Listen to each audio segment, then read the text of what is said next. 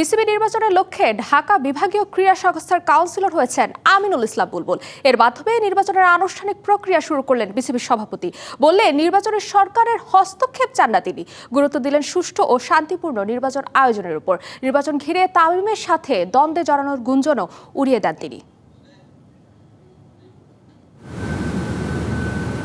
এসেছিলেন টি-20 খেলতে, কিন্তু এবার টেস্টের মতো বিসিবিতে নিজের দ্বিতীয় ইনিংসে নামতে চান আমিনুল ইসলাম বুলবুল। সেই পথে ইতিমধ্যে বাগিয়েছেন ঢাকা বিভাগীয় ক্রীড়া সংস্থার অ্যাডহক কমিটির সদস্যপদ। এবার সেই সংস্থা থেকে কাউন্সিলরশিপ পাচ্ছেন তিনি। বিসিবি নির্বাচনে নামার জন্যই সাবেক টেস্ট অধিনায়ককে ঘিরে এত সব আয়োজন। 4 অক্টোবরে পরিচালক পদে লড়ার জন্য এখনই প্রস্তুতি নিচ্ছেন বুলবুল।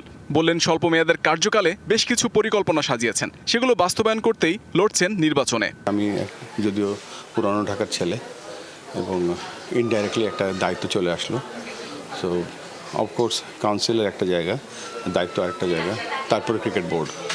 সো চেষ্টা করব দায়িত্বটা পালন করতে। ক্রিকেট বোর্ডের অনেক কাজ চলছে, সাথে সাথে নির্বাচনের কাজও চলছে। তো আমরা যেই কাজটা করছি সেটা এখন মনোযোগ দিয়ে করছি যাতে একটা সফল এবং সুষ্ঠু নির্বাচন হয়।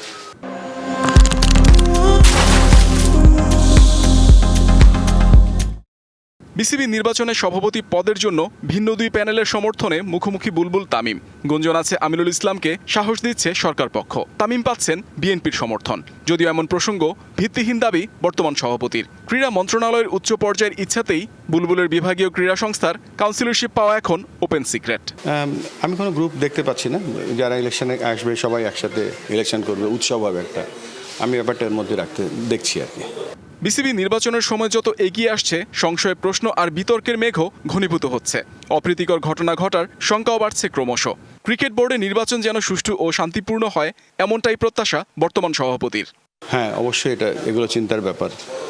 খেলাটা তো ক্রিকেট, ভদ্রলোকের খেলা, এবং ভদ্রলোকের যেই সংজ্ঞাগুলো আছে সেগুলো প্রত্যেকটা স্টেপে আমাদের ফলো করা উচিত। বেশ কিছু ঘটনা ঘটে যাচ্ছে যেগুলো অনাকাঙ্ক্ষিত, সেই ব্যাপারটা আমরা সরকারের প্রশাসনের সাথে কথা বলে আমরা চেষ্টা করছি ওটা কিভাবে ম্যানেজ করা যায়। নির্বাচনের পর পুনরায় সভাপতির দায়িত্ব পেলে ঢাকা বিভাগের ক্রিকেট কাঠামোর উন্নতির প্রতিশ্রুতি দিলেন আমিনুল ইসলাম বুলবুল। ঢাকা হচ্ছে আমার কাছে মনে হয় যে বাংলাদেশের ক্রিকেটকে অনেক কিছু দিতে পারবে। Muhammad Nazim, DBC news, Dhaka.